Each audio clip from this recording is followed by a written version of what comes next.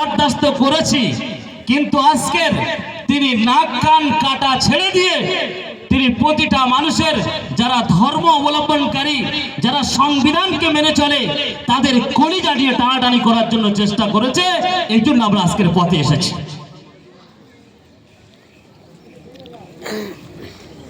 আমরা এই message তিলপি Kamalia high মাদ্রাসার মাঠ থেকে দিল্লির কেন্দ্রীয় সরকার পর্যন্ত আমরা পৌঁছে দিতে চাই। আজকের আমরা এই সমাবেশের মাধ্যম দিয়ে আমরা গ্রামগঞ্জের মানুষ, আমরা অনেকে আইন সম্পর্কে বুঝি না, অনেকে আমরা এই সংবিধান সম্পর্কে বুঝি না, কিন্তু আমরা এটা জানি যে তুমি যে আইনটা পাশ করতে চেয়েছো এটা আমার মুসলমান ভাইরা তথা যারা সংবিধানকে মেনে চলে তারা মেনে নিতে পারে না। এই মেসেজ আমরা এখান থেকে দিল্লি পর্যন্ত পৌঁছে দিতে চাই। এটাও বলে দিতে চাই, এই ভারতবর্ষ যখন ইংরেজদের গেলানিতে পড়ে 200 বছর তারা সমস্ত রকমের অত্যাচার অনাচার সবকিছু আমাদের উপরে করেছিল, কিন্তু আমাদের পূর্বপুরুষরা যাদের উত্তরসূরি আমরা, যারা চলে গিয়েছেন, প্রতিটা হালতে প্রতিটা অবস্থায় তারা দেখিয়ে গিয়েছিলেন যে একদিকে ভারতবর্ষ, কারণ আল্লাহ নবী সাল্লাল্লাহু আলাইহি ওয়াসাল্লাম বলেছেন নিজের দেশকে ভালোবাসা ঈমানের অঙ্গ, তাই তারা প্রতিটা হালতে দেশকে ভালোবেসে গিয়েছিলেন। সেই সমস্ত উলামায়ে কেরাম হযরত মাওলানা হুসাইন আহমদ মাদানির কথা না বললে নয়। আমি কয়েকটা কথা এই ব্যাপারে বলতে চাচ্ছি।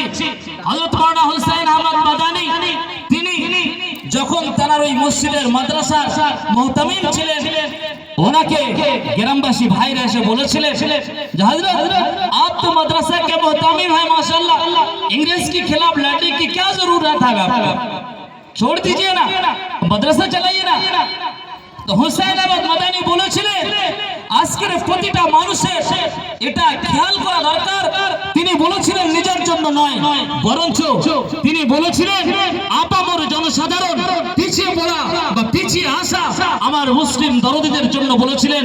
তিনি বলেছিলেন আমার ভাই শোনো, আজকে আমি মাদ্রাসায় আছি, মাদ্রাসার মুহতামিম, এটা ঠিক আছে, তোমরা যে আমাকে বলছো ইংরেজের বিরুদ্ধে লড়াই করতে, ইংরেজের বিরুদ্ধে বিরোধিতা করতে নিষেধ করছো, আমি প্রকাশ্যে বলি আমি হুসাইন আহমদ মাদানি আমার গোটা বডিটা যদি তোমরা আগুন জ্বালিয়ে ছাই করে দাও, ওই ছাইটা তোমরা যদি উত্তাল সমুদ্রে নিক্ষেপ করো, আমার প্রত্যেকটা ছাইগুলো থেকে ইংরেজ বিরোধী ডাক উঠবে। তিনি ব্যক্ত করেছিলেন। আজ আমরা এই ঘোষণা দিতে চাই, যদি কেন্দ্রীয় সরকার এই ভারতবর্ষকে অক্ষুণ্ণ রাখতে গিয়ে আমাদের কাছে রক্ত চায়, আমরা টন টন বুকে রক্ত মাটি ভিজিয়ে দিয়ে ভারতবর্ষকে অক্ষুণ্ণ রাখবো, কারণ এর সঙ্গে আমাদের রক্ত সম্পর্ক, এর সাথে আমাদের মানে গভীরতা সম্পর্ক রয়েছে, এটা আমাদের দেশ, তাই আমরা দিতে বাধ্য। কিন্তু মাননীয় আপনি আমাদের কবরস্থান, যেখানে আমরা পূর্বপুরুষ আনন্দের শয়নে শুয়ে আছেন, যে মাদ্রাসা, যে মসজিদ, ঈদগাহ, আপনি যদি এটা নিয়ে টানাটানি করেন, এটা আপামর জনসাধারণ আপনাকে ছেড়ে দেবে না। ওই জন্য করে আমি আজকের এই কামালিয়া হাই মাদ্রাসার মাঠ থেকে অত্যন্ত মানে শান্তিপূর্ণ যে সভা আমাদের করা হয়েছে, এই সভার মাধ্যম দিয়ে আমরা মাননীয়কে মেসেজ দিতে চাই যে আমরা আপনি আপনার কেন্দ্রে বসে যে আইনটা লাগু করতে চলেছেন, পাস করতে চলেছেন, কমসে কম আমরা এই আপামর জনসাধারণ এর পূর্ণ বিরোধিতা করছি।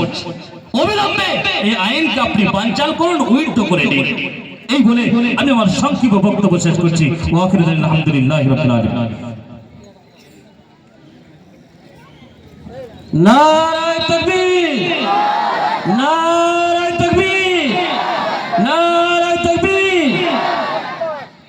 এখন আমাদের সম্মুখে বক্তব্য রাখবেন আমাদের গ্রামের